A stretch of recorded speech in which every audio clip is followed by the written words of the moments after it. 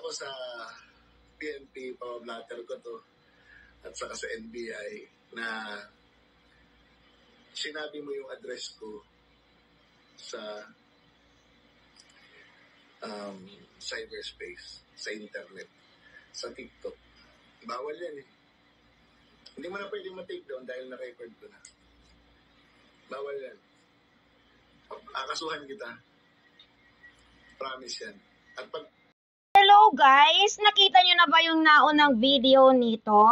Iyon ang unang video na nagpapakita kung sino talaga ang unang iyakin between Mother Rahog and Alfred Guzman.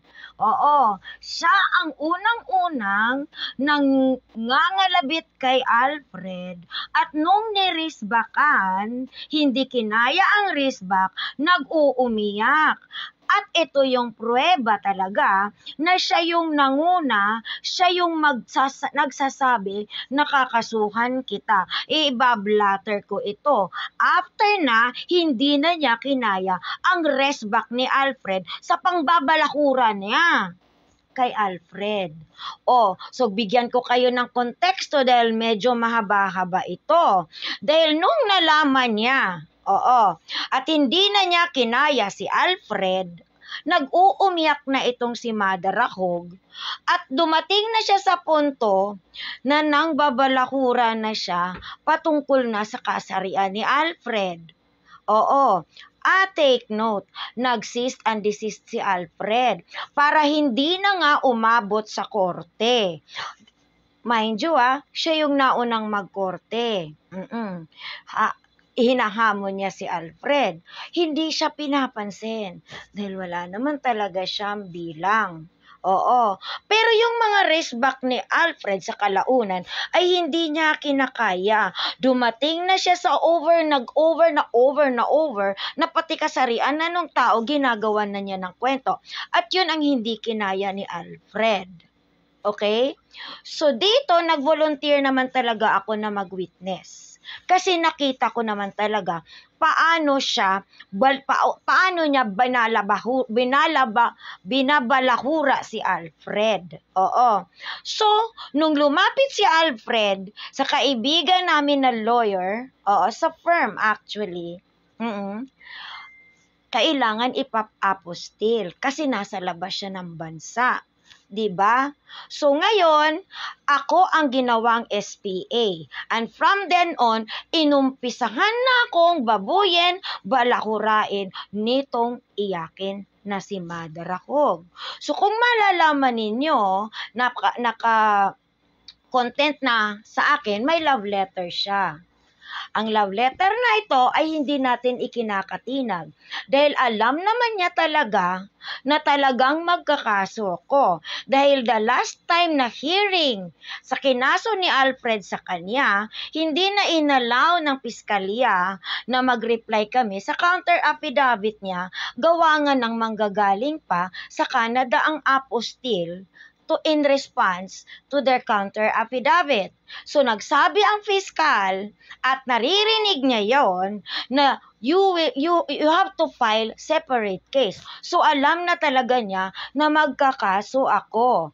And don't worry, Mother Rahog, lahat ng pinaggagawa mo sa akin after mo nalaman na ako ang SPA ni Alfred, everything is documented. At pakatandaan, nagpadala pa ako sa iyo ng cease and desist order na na-receive mo nung March 4. Pero pagdating nung March 6, binabalahura mo pa ako again and again and again. Pero may narinig ka ba sa akin? Wala. Dahil pinanghahawakan ko na ikaw kung edukado kang tao, diba? Kung edukado kang tao and you are on your right mind, na nakatanggap ka ng cease and desist, hindi ka na maghahambog, diba? So ito guys, kung ito sakali man ay community standard ni TikTok, kaya tayo po ay aware tayo to use to appropriate words.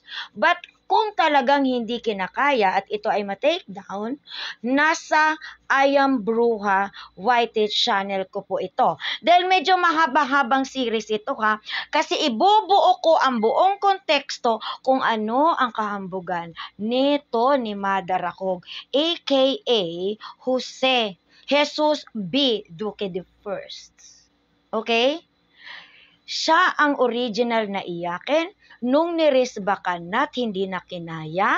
Siya na ngayon ang nagpapabiktima na ako na hindi naman kasali, but just at naghawak lang ako, may hinahawakan lang akong SPA, binabalahura na din niya pati ang pagkababae ko, pati ang profesyon ko. Anong gusto niyang marating sa buhay na siya pa ang may ganang magpadala ng love letter. Oo, kasi kung titingnan natin, dahil narinig niya mismo sa piskalya na talagang sinasabihan ako na you file different case na lamang, syempre, natakot ang mamang ito. 'Di ba? Dahil kung iisipin natin, everything is afterthought. Ano bang ibig sabihin ng afterthought? Wait lang. Anong ibig sabihin ng afterthought? Ito yon. A later or second thought, consideration, reflection after an act, an appropriate explanation. Diba? Mariwanag ang meaning, an idea occurring later.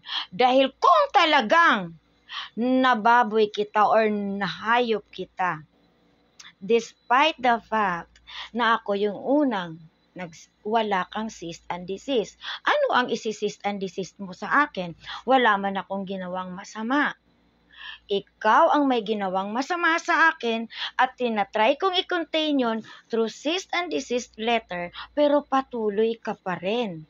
Nung narinig mo sa piskal na mag-file ako separately, nag-iisip ka ngayon. Ito yung ibig sabihin ng afterthought. Naiintindihan mo? Guys, mahaba ito. Upload ako next.